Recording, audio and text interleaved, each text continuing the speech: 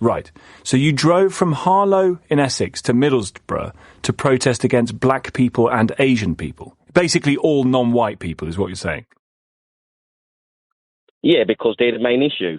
So it's not just that non-white people cause all the trouble. We agree that white people cause trouble too, don't we?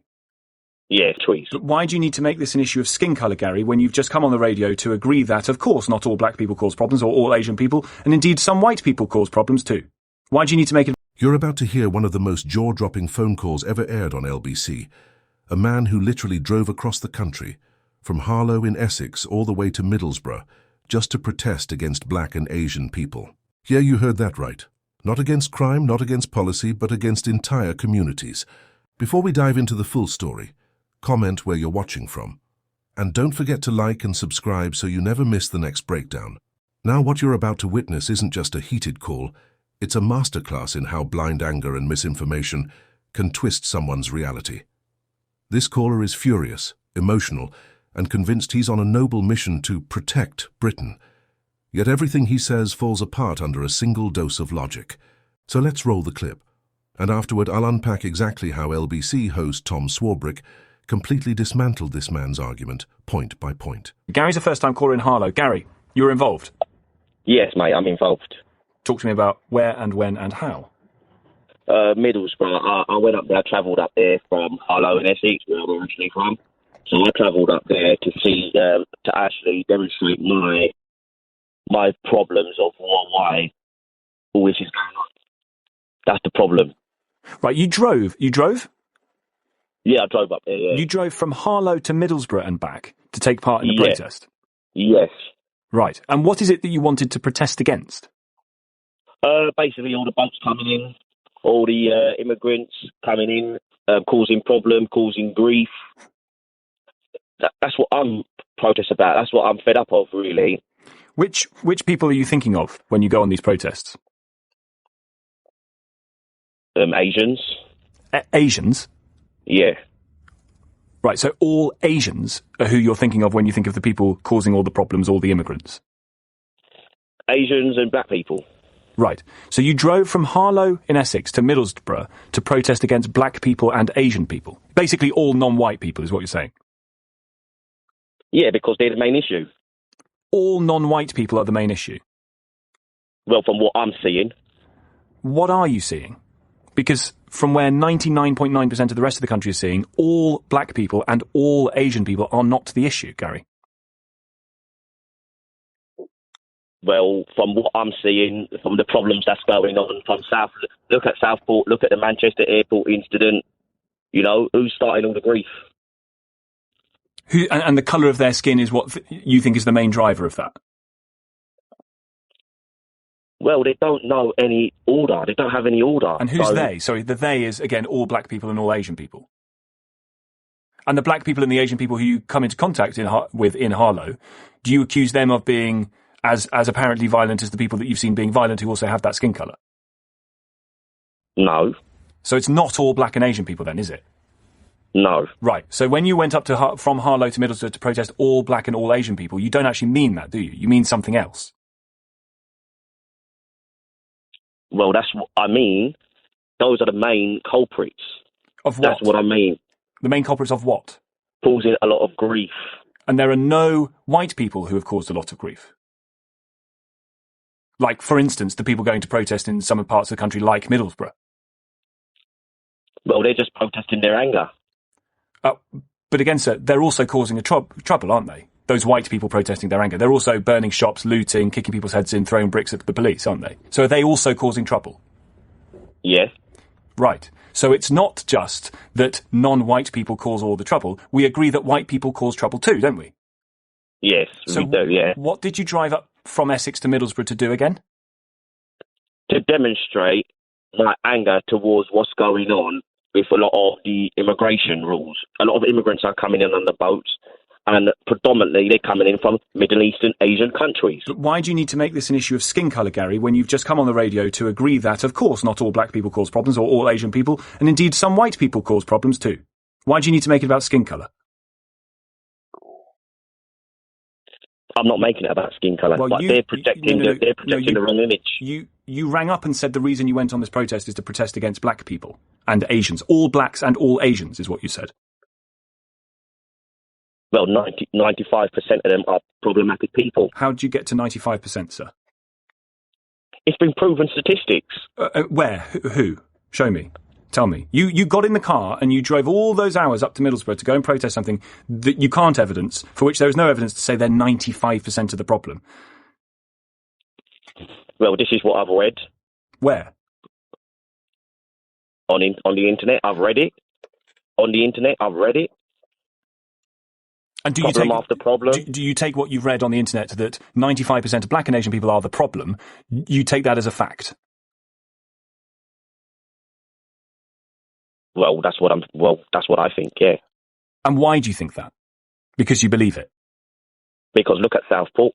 Look who was the culprit in Southport? Who was the culprit in Manchester? Well, actually, arguably, a culprit in Manchester was a white police officer. No, but who started it? That's the problem. And you know who started it?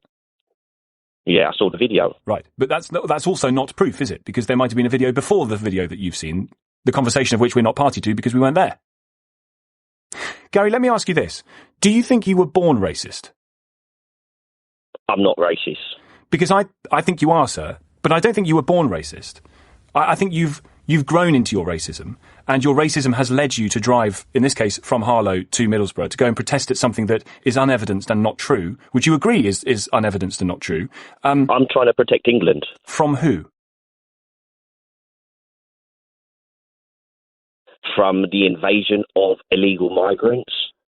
Maybe some people don't see that, but I see what's going on. What, with respect, I think what you see and other people not seeing I think people see what you see but don't come to your conclusions, Gary. There is a problem with small boats arriving. I think that is a problem, and that has to be dealt with, and successive governments have told you to stop the boats. But nobody, Gary, has said that the problem is all black and all Asian people. Well, that's my view on it. Do you ever think that you might be wrong? No, I'm not wrong. Right. All my mates think like me. Yep. There can be lots of racists. All my mates think like me, and all my mates are prepared to do anything to stop it. Are some of your mates Asian or black? No. Right.